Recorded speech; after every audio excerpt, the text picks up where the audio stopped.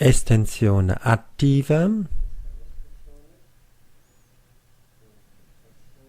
Il terapista osserva il movimento, che qui è solo cervicale, senza partecipazione del rachide dorsale. Poi con la mano ventrale guida il movimento, mentre con l'indice della mano dorsale cerca di palpare tra le spinose del segmento.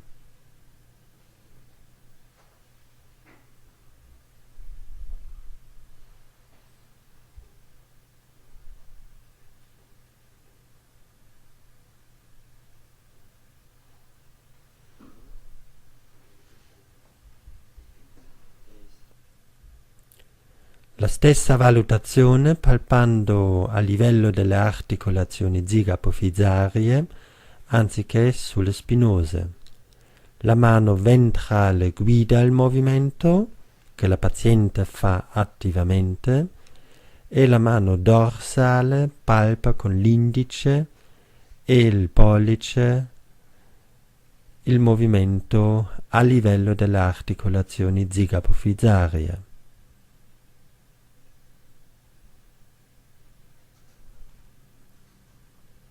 Il terapista cerca soprattutto segmenti che muovono di più o di meno del normale, rispettivamente degli altri segmenti.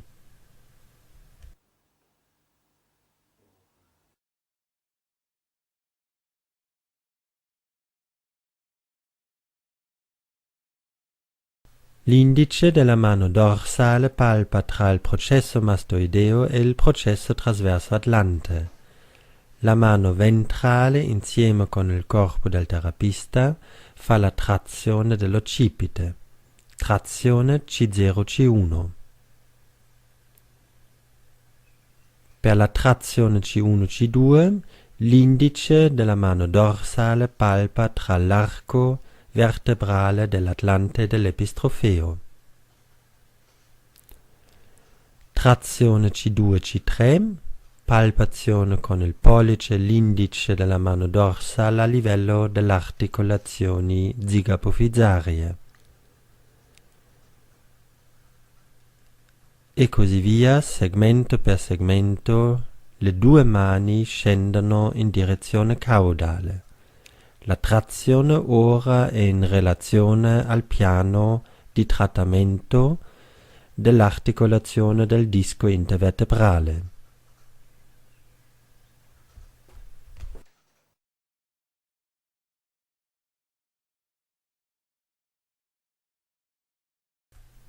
Il terapista mette la mano destra sotto l'occipite.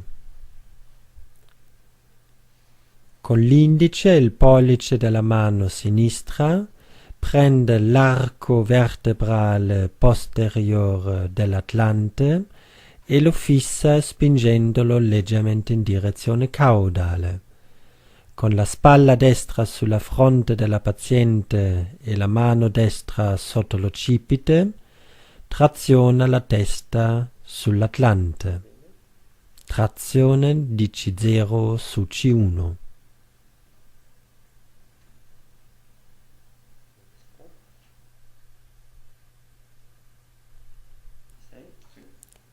Fissazione dell'atlante con l'indice e il pollice della mano sinistra, con la spalla destra sulla fronte della paziente e la mano destra sotto l'occipite, il terapista traziona l'occipite sull'atlante.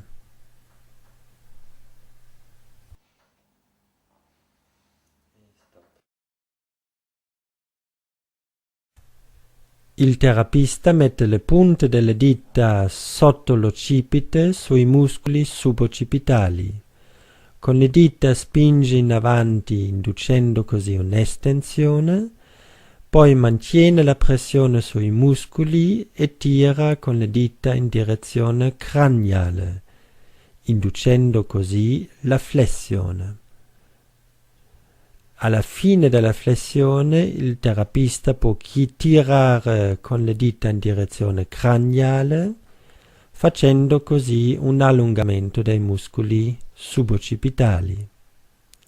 La testa della paziente rimane appoggiata sul lettino.